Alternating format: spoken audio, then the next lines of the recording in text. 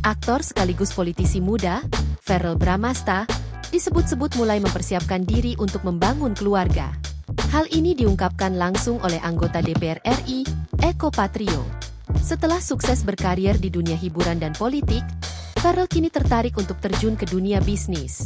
Menurut Eko, langkah tersebut menunjukkan keseriusan Verrell dalam mempersiapkan masa depan, termasuk berkeluarga. Eko menambahkan, bisnis dinilai dapat memberikan penghasilan yang lebih stabil dibandingkan dunia hiburan yang sifatnya tidak menentu. Lantas, apakah keseriusan ini menjadi pertanda bahwa Verrell akan segera menghalalkan Fuji?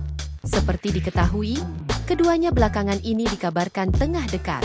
Eko Patrio pun membenarkan bahwa Verrell saat ini sedang dalam tahap pendekatan dengan Fuji. Bahkan, Verrell pernah mengungkapkan keinginannya untuk menjalin hubungan yang lebih serius dengan putri dari Haji Faisal tersebut. Kemarin dia telepon saya lama banget.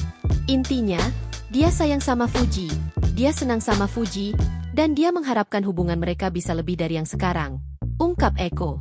Ia pun hanya bisa mendoakan niat baik Verrell agar segera terlaksana. Terlebih, menurutnya, menikah adalah ibadah yang baik untuk disegerakan. Download Tribun X sekarang, menghadirkan lokal menjadi Indonesia.